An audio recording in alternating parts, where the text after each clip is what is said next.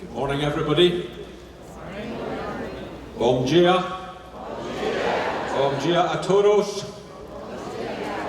And now again in English. It is great to have this second opportunity to address you.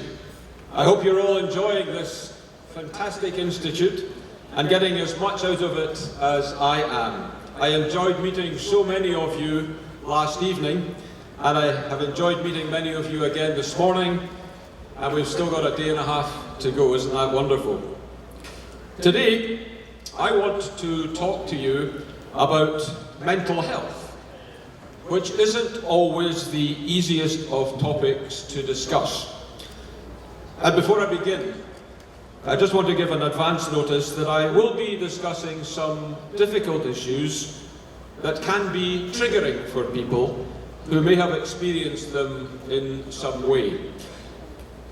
When we talk about mental health and wellness, we need to be careful and compassionate in the words that we choose and give people space and understanding. But just because this topic can be difficult, it does not mean that we should avoid it. The fact is, there are many, many people who believe that mental health is about illness and weakness.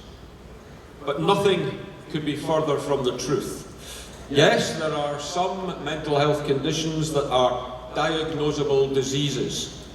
And it's wonderful how treatable these have become in recent years. But mental health is much more than that. It's about people finding meaning. It's about people finding connection. It's about people finding purpose and understanding. And sometimes it is just simply having someone to talk about the everyday challenges in life. Many people build this kind of resilience through religious faith. Others find it in meetings just like this, where we work together in common purpose to help our fellow humans face difficulties to thrive. Still others find those connections by working with mental health professionals in therapy, conducted either in person or increasingly online. And many people strengthen their mental health by building deep personal connections with family, friends and loved ones that allow for vulnerability. Allow for connections where we can freely ask the question, not simply, how are you? But how are you really? Here in Brazil, the need for mental health services and support is overwhelming. According to the World Health Organization, Brazil has the highest rate of anxiety cases in the world and ranks 5th for depression. According to the highly respected US-based non-profit called the Organ Project, Brazil's work culture, which admirably rewards a very high work ethic and commitment to quality work, also leads to extremely high levels of individual stress. Long work hours often lead to limited time for family, for friends, and for activities that could help decrease this stress. Even more concerning is the fact that the Organ Project finds that relative to most nations worldwide, Brazilians do not place a high priority on dealing with mental health issues. And there is a strong cultural stigma against addressing mental health. According to the WHO, while there are some government programs to address mental health issues, Brazil supports mental health with less funding than most countries. And there are no programs to support some critical mental health needs, such as supporting postpartum depression in women. But Brazil is not alone in those challenges. There are some parts of the world where it is not even permitted to discuss mental health. Rotary, because of our global reach, is uniquely positioned to help change that. We can fight that stigma. We can raise awareness of mental health needs, and we can take a leadership role in expanding access to mental health care. Right from the very start, Rotary has been about embracing our humanity and building personal connections. We've grown into an amazing global network of interconnected community leaders, leaders who share a deep commitment to doing good in the world. But what makes Rotary powerful isn't just what we do for communities we serve. We also support and empower each other by creating a safe space for our members to bring their whole authentic selves. We show each other comfort and care. I talked earlier about those deep personal connections that are so important for mental health. The ones where people feel safe discussing what troubles them most. Those kind of connections can be built one-to-one right here in Rotary. And we make those kinds of caring investments in each other. We strengthen our friendships. We strengthen our clubs. And we strengthen ourselves. Because the research shows that performing acts of kindness is the single most effective step anyone can take to protect our sense of well-being and to make us more resilient to all the challenges that life throws our way. I know what it is like to see someone close to me suffer in silence through adversity and be eaten up by it. And I'm sure all of us have perhaps unknowingly experienced loved ones suffering in silence. At the International Assembly in Orlando, I shared publicly for the first time how I had seen that all too close at hand when my brother, my only brother, Ian, descended into the depths of despair and depression that ultimately led him to take his own life 9 years ago. With the benefit of hindsight, Ian had been suffering for some time. Despite being highly successful in his chosen profession, and despite having the most loving wife and family, but he just could not bring himself to ask for help. Was it for fear of being seen as weak? Was it for fear of being judged? Or was it maybe even for fear of being rejected? We will never know. But believe me, these are three questions I continue to ask myself every day in life. I might venture to suggest that one of the main reasons that my brother and so many others like him reach the point they do is that mental health remains such a taboo subject, and that mental health services remain in such short supplies. I know Rotary can do something about that. I know that a country like Brazil can break the taboo about discussing mental health, and Rotary can play a part in that.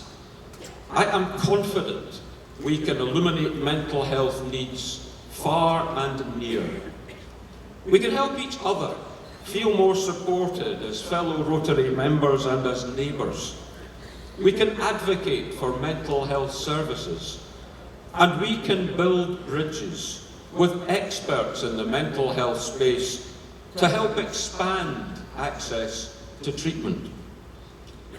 The good news is that we are not starting this effort from scratch. The Rotary Action Group for Mental Health Initiatives has been focused on these kinds of issues for several years now, and we are looking to them for leadership through the coming year as we continue to build awareness. When my term as President is complete, this focus on mental health will live on through that Rotary Action Group's leadership. Rotary clubs around the world have already numerous mental health-focused projects, and mental health care fits comfortably within several of our areas of focus. There are some great global grants already underway that have tremendous projects and promise for those projects. And perhaps the most encouraging sign to me is that this initiative is having an impact and its numbers keep on rising. In Korea, Rotary is taking up a critical leadership role in building a series of mental health centres to support the victims of child abuse in that country. These global grants are lending support to children whose struggles were not even acknowledged, helping them find hope and build resilience, all the while demonstrating the importance of expanded mental health services in that country. In District 9910 in New Zealand, they have an especially exciting project. Anxiety and depression are affecting children worldwide at an alarming rate, especially in the wake of the COVID-19 pandemic and the advent of an increasing climate change crisis. And the problem is especially acute in Northland, New Zealand. A woman named Kat Levine created an innovative program called Think and Be Me, built on the highly proven effective techniques of cognitive behavioural therapy. The project uses fun, interactive activities to teach children that altering way they think changes the way they feel.